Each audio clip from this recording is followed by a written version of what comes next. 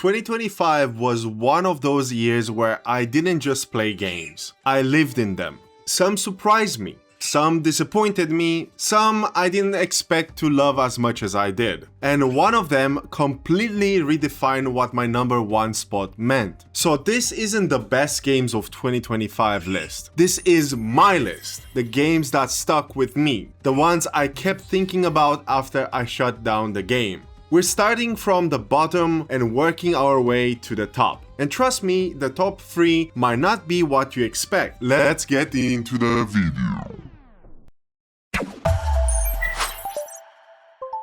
If you're new here, welcome! My name is Vashral, and on this channel I talk about games a little differently. I don't really chase metas, reviews, or what's trending this week. I care about finishing games, living with them, understanding how they fit into real life, especially when you don't have infinite time. That's why you'll see me talking all about the backlog management, completionism sometimes, trophy hunting, but also about enjoying games without turning them into a job. Because for me, games aren't just something you play and move on. They're experiences you carry with you. So this list isn't about what scored the highest or what sold the most. It's about the games that matter to me in 2025. Some of these games I played casually, some I went deep into, and every single one earned its spot for a very specific reason. Just to make a quick pause, if you do hear lots of disturbances throughout the video, it is my daughter, and as well, as you heard, Zira and Lorena. So I apologize for any kind of intrusions or weird sounds throughout the background. They're always talking, and now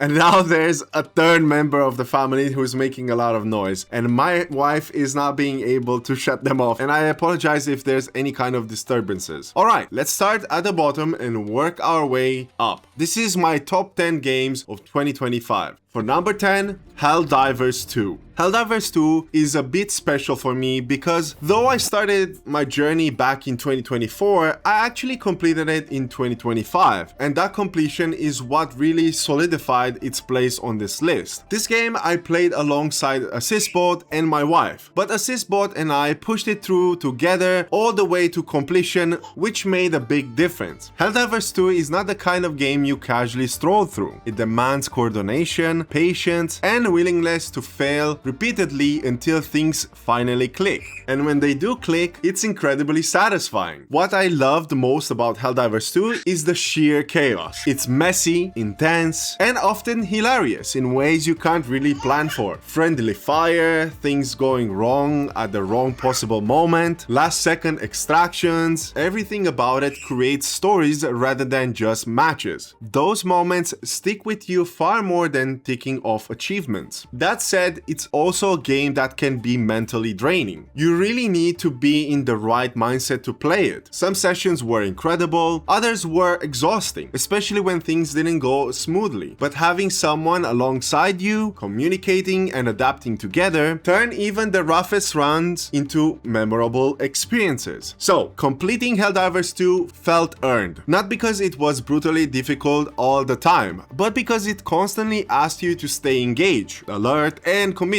It's not a passive experience, and I really respected that. The reason it lands on number 10 and not higher is mostly timing, pacing, and the fact that I played it back in 2024, so it's not really something super duper fresh. As much as I loved it, Helldivers 2 is a game I needed to space out. I couldn't binge it endlessly without burning out, but when I did return to it, it always delivered. Overall, it's one of those games that reminded me why cooperative experiences matter so much. Not just for the gameplay, but the shared moments that come out of them. And finishing it in 2025 made it feel like closing a chapter that started the year before. Now let's talk about my number 9, Trine. Trine is a franchise that has been close to my heart for a very long time. And this year, I finally decided to sit down and play through the entire series properly, from the first game all the way to the fourth. I originally played the first and the second game a long time ago, but never truly completed them back then. At the time, I didn't own legitimate copies, and those playthroughs I only enjoyed by just beating the game with my wife. This time around, I wanted to do it right. I played them back to back, intentionally, almost as a personal journey through a series that meant a lot to me. What surprised me the most is that despite playing all of them, the very first Trine still stood out the most in terms of what the series represented for me. There's a certain simplicity and charm in the first entry that just worked. That said, Trine 4 deserves a special mention because it felt like the franchise came back to its form. It refined everything that made Trine special without losing its identity, and I genuinely enjoyed my time with it as well. One of the reasons Trine landed at number 9 is pretty much familiarity. These are games I've played before or at least experienced in some way or form, so there wasn't the sense of new discoveries except for the third and fourth game. But familiarity isn't a bad thing. Sometimes it's exactly what you need. Besides, I'll be honest with you, after replaying the first and the second one, I could not remember a lot of the things. These games fit perfectly into my schedule, especially with work and life being as busy as they are now. Playing Trine during breaks on Steam Deck felt natural and actually comfortable. Short session worked incredibly well, and I never felt pressured to sit down for long stretches to make progress. Even though the mechanics and structures are familiar, the experience was still enjoyable, relaxing, and meaningful. That's why it sits here. Not because it blew me away, but because it reminded me why I fell in love with this franchise in the first place. And with Trine 5 now in my library, which I was gifted during Christmas, I'm really looking forward to dive into that sometime this year and talk about it as well. But before I do that, let's talk about my number 8 game on my top list, which is Fallout 4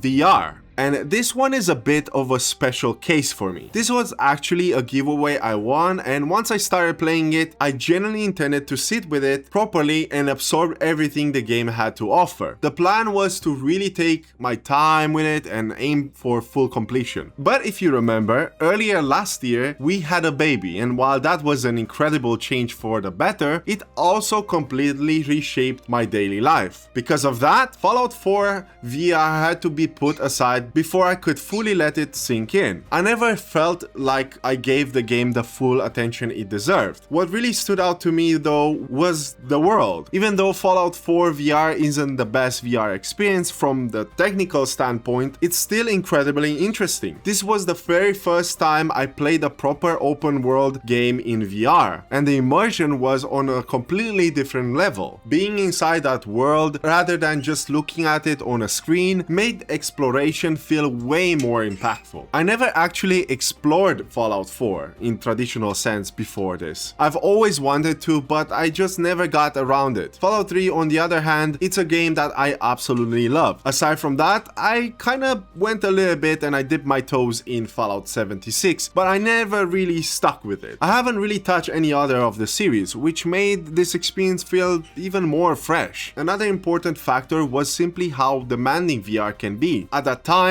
I was exhausted. Jumping into VR after long days and sleepless nights wasn't really relaxing. It was actually stressful. 1 or 2 hours in VR feels completely different compared to just sitting down on your chair or your couch with a controller in hand. It takes a physical toll on you, and I just didn't have the energy for it back then. That said, I fully intend to go back to Fallout 4 VR and complete it this year or in the coming years. I think it's a slow burner for me. Now that the baby is a bit older and nights are more manageable, I feel like I can finally give it time and focus it deserves. This is one of those games I know it will climb higher once I properly finish the journey, but maybe it's gonna make it for 2026. That being said, let's move on to number 7, Archons. And this one is actually a replay that carried over from 2024 into 2025. The reason it landed this high on the list has very little to do with the novelty or everything to do with the experience surrounding it. This was the first game my wife and I fully completed together after more than 2 weeks of intense stress with a newborn. That alone makes it incredibly special for me. At this point,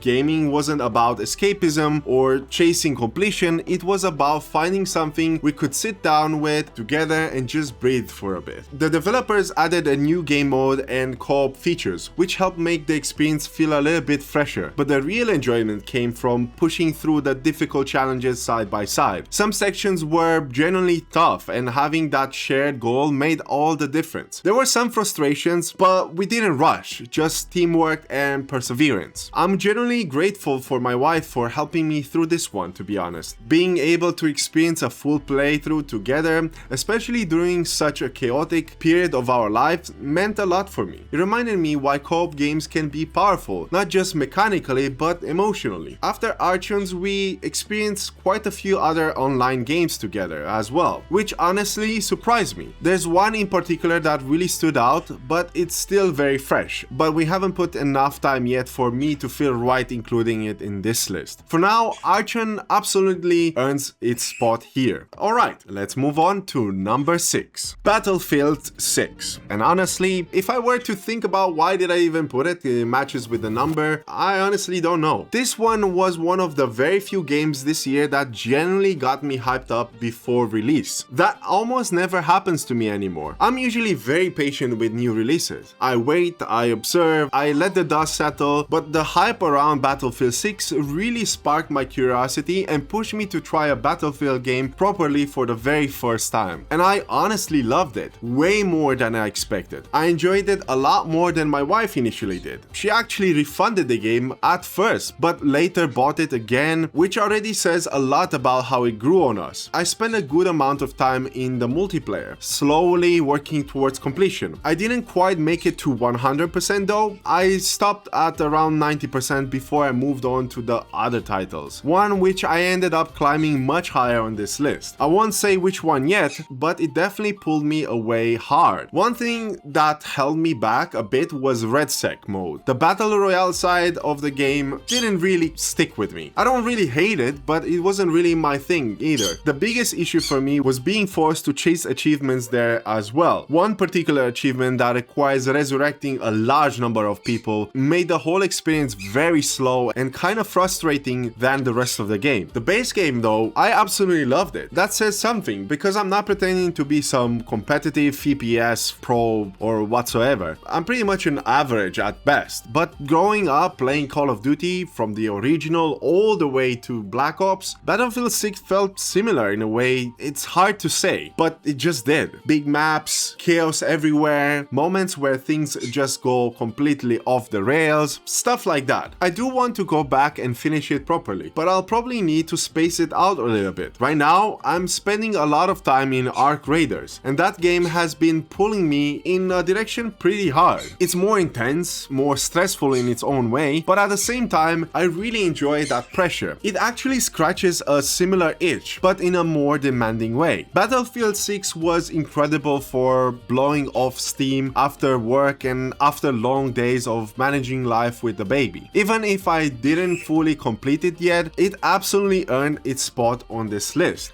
Alright, let's move on to number 5. War Tales. War Tales is probably the game on this list that I've played the least. And yet, somehow it left one of the strongest impressions on me. From the very first hours, I knew it was something special. I'm a big fan of turn-based combat, and War Tales immediately clicked with me in a way that felt natural and satisfying rather than overwhelming. There's something about the structure of the game that really resonated with me. Managing a group, making tough decisions, dealing with consequences, and slowly carving out your own story in the harsh world felt incredibly rewarding. Every fight mattered, every mistake had its weight, and every small victory felt earned. It didn't feel like a game rushing me forward, but one inviting me to settle in and think. I didn't beat War Tales, and I definitely didn't come across completing it, but that almost adds to why it's here. The time I spent with it, and it was so enjoyable that I immediately knew I wanted to come back and play some more. It's one of those games that don't demand constant attention, but quietly waits for you, and when you return, it pulls you back in. The developer deserves a lot of credit here as well. They're extremely active, constantly adding content, expanding systems, refining the experience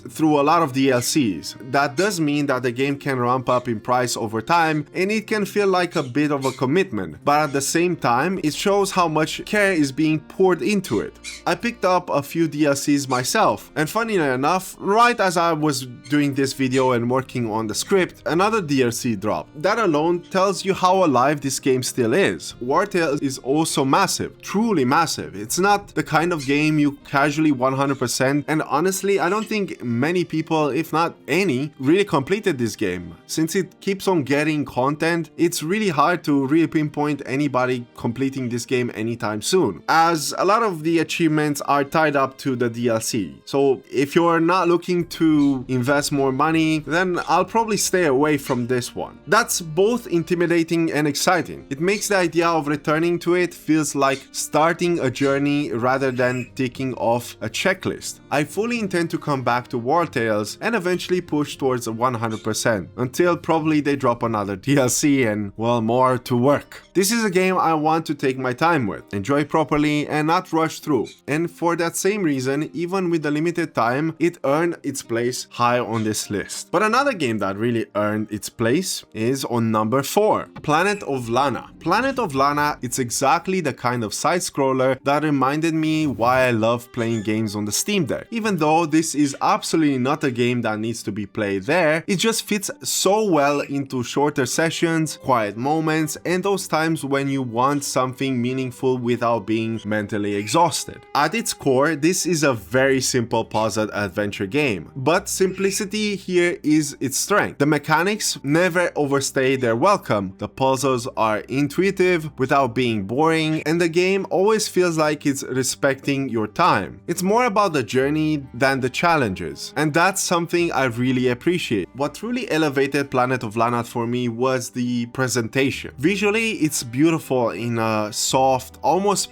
paintingly way, and the world feels alive without being loud and overwhelming. But the real standout for me was the sound design and the music. Everything is played so deliberately, and by the time you reach the final stretch of the game, it all comes together in a way that really hit me harder than I expected. By the end, the game delivers a deeply emotional moment that genuinely touched me. Very few games manage to do that. I've shed a tear in only a handful of games over the years, and Planet of Lana is one of them. There was something about timing, the music, the emotional payoff that just landed perfectly for me. It wasn't forced, it wasn't over dramatic, it just felt earned. Even though Planet of Lana isn't complex and it doesn't really reinvent the wheel in a sort of way, it left a lasting impact on me. It's one of those experiences you carry with you longer after the credits roll. I'm genuinely glad I played it, and I'm grateful I experienced it when I did, because it reminded me that games don't need to be massive or mechanically deep to be meaningful. That's why Planet of Lana earns its spot here. Not because of its difficulty or length or systems, but because it's how it made me feel. Now, let's talk more about my top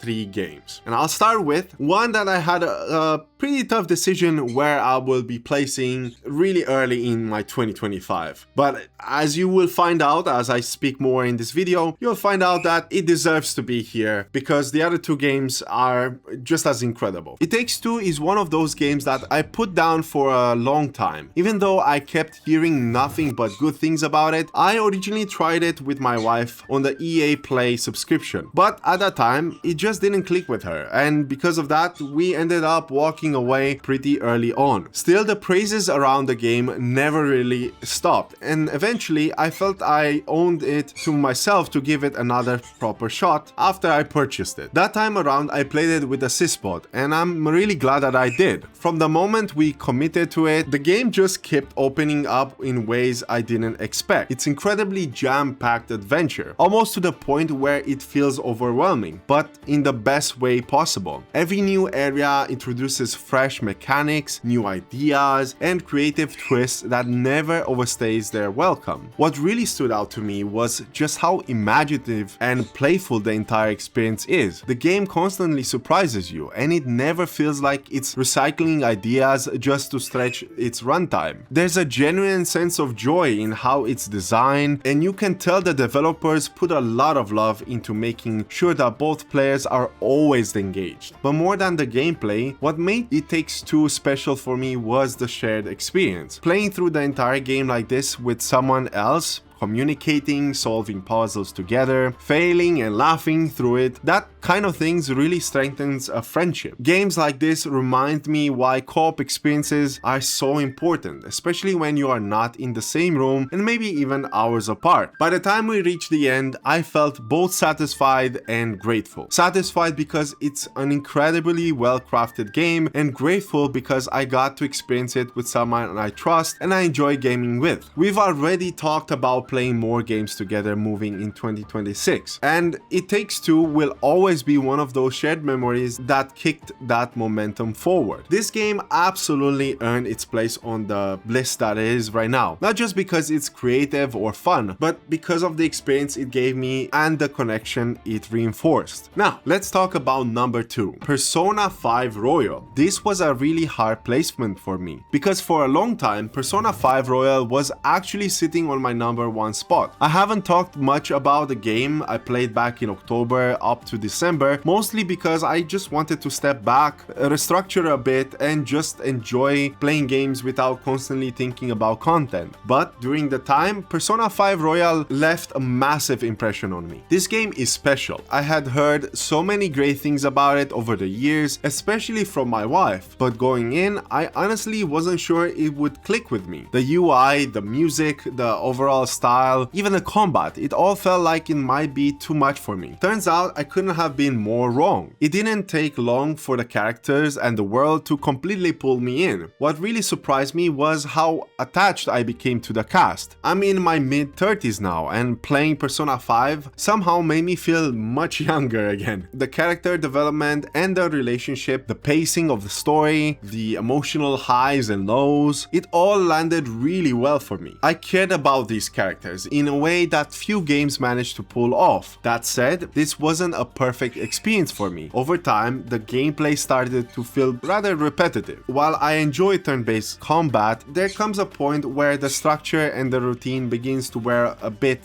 thin. It never became bad, but it did lose some of its impact, and that's ultimately why it couldn't hold on to the number 1 spot. The story of itself was strong enough to help me push through the whole game, but the gameplay was really what was pulling off this game down. Even so, I'm incredibly glad I stuck with it and completed it, especially considering that JRPGs aren't usually my go-to genres. Not because I don't like them, it's because I never really dabbled into them. I only played Persona 4 and maybe a few others. So finishing Persona 5 Royal felt genuinely rewarding, and it opened the door for me to try another JRPG right after, one that would eventually take the top spot on this list. Making the decision to place Persona 5 Royal here was not easy at all. It was a calculated choice, weighting what I loved against what didn't fully land for me. And despite not taking the first place, this is still a game I'll recommend for a long time, and one I'm really grateful I gave a proper chance. And with that, it's time to talk about the game that managed to surpass it all and claim the number 1 spot. Clair Obscur Expedition 33. And let's be honest for a second, let's go off the script. We all know why this game won the Game Awards, and I'm gonna go in a lot of details and some things that you might be surprised about. I wanted to start by saying this straight away. I went into Clair Obscur Expedition 33 very skeptical, and that skepticism came from 2 places. First, I had already been exposed to a small spoiler before even starting the game, and that genuinely affected affected how I experienced the opening hours. Second, I tend to take feedback from friends and family far more serious than from random reviews online, and the mixed reactions around me made me cautious. My wife surprisingly didn't fully click with this game. She was the one who started early on while I was playing Persona 5. Not because she thought it was bad, quite the opposite. She actually liked it a lot, but she found it very difficult, very demanding. Even though she's not a completionist, the game made her feel like she wanted to do her very best to complete it.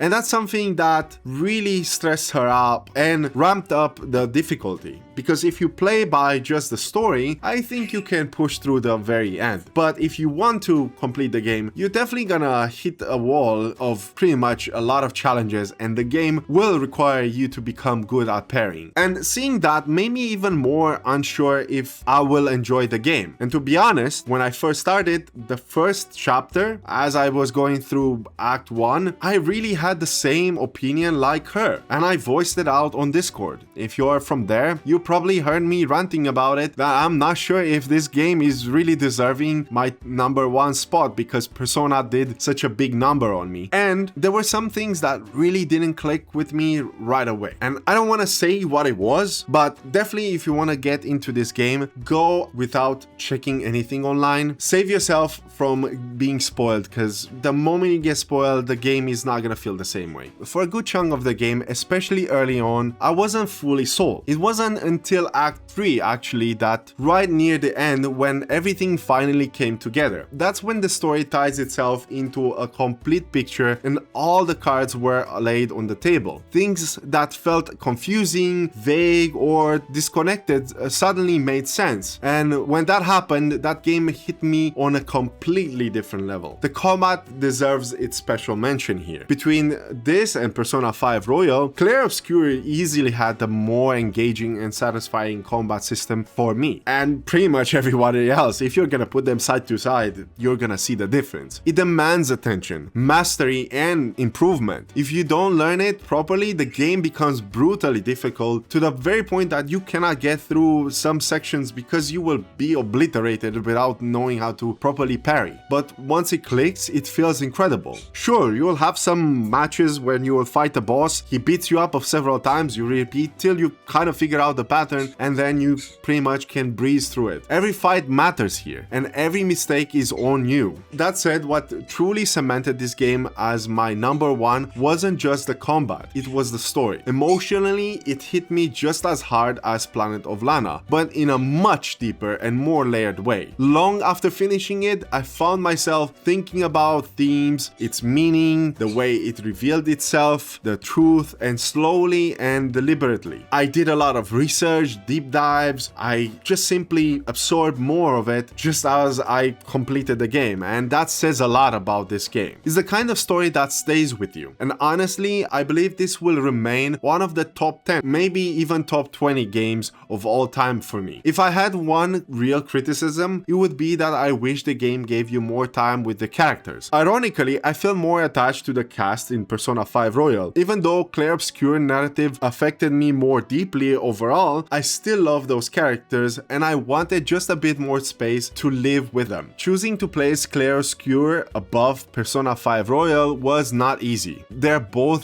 JRPGs and both incredible in their own ways. But when I weighed everything together, the story, the combat, the visuals, and especially the music, man, the music. It's something that I normally don't compliment in video games, as I just pass by them. If a music slaps, I'll listen to it and that's it. But in Clair Obscur, this, I could make another video about this kind of whole thing and just talk about the music in Clair Obscur. It's one of the only games, except Ori, that I could listen to on my Spotify and play something else or do something else. It's just that good. And honestly, Clair Obscur simply operated on another level for me, and that's why it had to be my #1 spot. And that's my personal top 10 games of 2025. Looking back at this list, 2025 was full of games that gave me a variety of experiences, from emotional storytelling and creative adventures to challenging combat and a lot of multiplayer fun. If I think about it, there's a lot. I mean, Battlefield 6, Ark Raiders, Helldivers, It Takes Two. Man, I can't believe that I played so many multiplayer games. What really stands out to me is how much of these games gave me memories, not just gameplay. Playing with friends, sharing moments with my wife, or exploring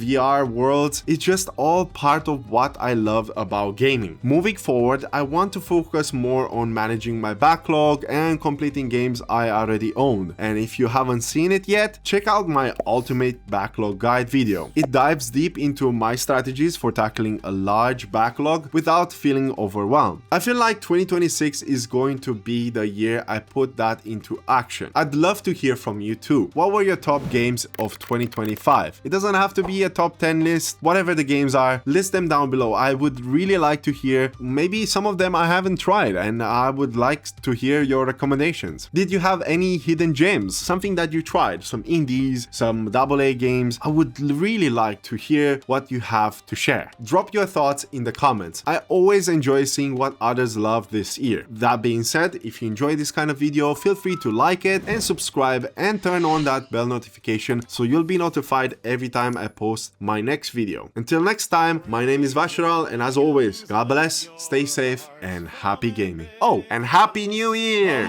Starts the hunter and the dreamer say together.